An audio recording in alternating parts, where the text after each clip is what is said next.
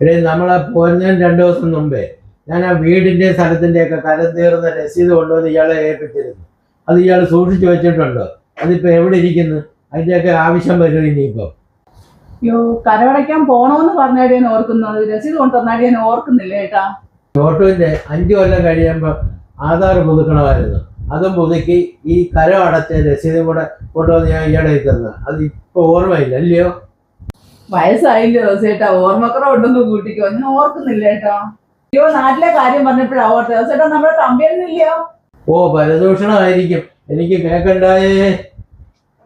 അയ്യ, എടേ അല്ലേ, അതേത് തമ്പിയണ്ണനാന്നാ പറഞ്ഞേ?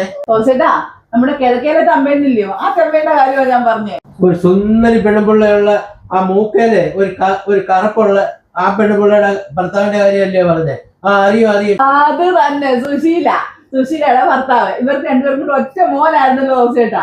അവൻ ഗൾഫിൽ ജോലിയായിരുന്നു അവനൊക്കെ. അവന്റെ കല്യാണം കഴിഞ്ഞ വർഷം ഡിസംബർ 10-ാം തീയതി ആയിരുന്നു ഉറപ്പിച്ചത്. അങ്ങ് ദൂരെ ഒരു സ്ഥലം, പൊൻകുന്നത്തുനിന്ന് ഉറപ്പിച്ചു. അത് കഴിഞ്ഞ് ഈ 2 വീട്ടുകാരും തമ്മിൽ പോക്കും വരവും സ്നേഹവും എല്ലാം ആയിരുന്നു കേട്ടോ. കഴിഞ്ഞൊരു ദിവസമേ തമ്മിയാണ് ആ പെണ്ണിന്റെ അമ്മയുടെ കൂടെ ഒളിച്ചോടി പോയെന്ന്. അത് പറയാൻ എന്തെങ്കിലും പതിയമ്മ എനിക്ക് മെസ്സേജ് അയച്ചു ഞങ്ങളുടെ കുടുംബശ്രീന്ന്. അയ്യോ, അപ്പൊ ആ സുന്ദരിക്കുട്ടിയുടെ കാര്യം എന്തായി? ഈ സുന്ദരിക്കുട്ടിയുടെ കാര്യം എന്തൊരു ജാഗ്രത ചേട്ടാ. അവിടുന്ന് പൊൻകുന്നത്തുനിന്ന് ആൾക്കാരെല്ലാം കൂടെ ഇവിടെ വന്നു. ആ തന്തയും എല്ലാം കൂടെ വന്നു. അവർക്ക് 2 മക്കളായിരുന്നു. അതിൽ മൂത്ത പെണ്ണിനെ കെട്ടിച്ചു വിട്ട് 2ാമത്തെ പെണ്ണിനെയാണ് ഇവരിവിടെ ആലോചിച്ചത്.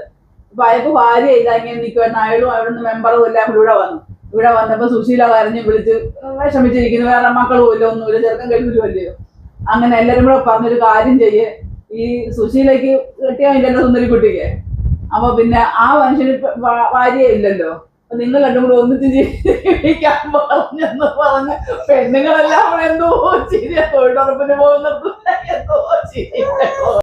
എന്ത് തന്നെ ആയാലും ആ സുന്ദരിക്കുട്ടിക്ക് ഒരു ജീവിതം കിട്ടിയല്ലേ, അത് തന്നെ വളരെ സന്തോഷം. പിന്നെ നിനക്ക് ഈ വീട്ടിലെ കാര്യങ്ങൾ മാത്രമേ ഉള്ളൂ ഓർമ്മയില്ലാത്തത്. നാട്ടുകാരുടെ കാര്യങ്ങൾ മൊത്തം കൊതിയും ഞൊണയും പറഞ്ഞ് ഒച്ചയും ബഹളവും ഉണ്ടാക്കി പരദൂഷണവും പറഞ്ഞ് നടക്കാൻ എൻ്റെ സുജയെ കൊണ്ട് മാത്രമേ സാധിക്കൂ. അതിന് നിന്നെ സമ്മതിച്ചേ പറ്റത്തുള്ളൂ.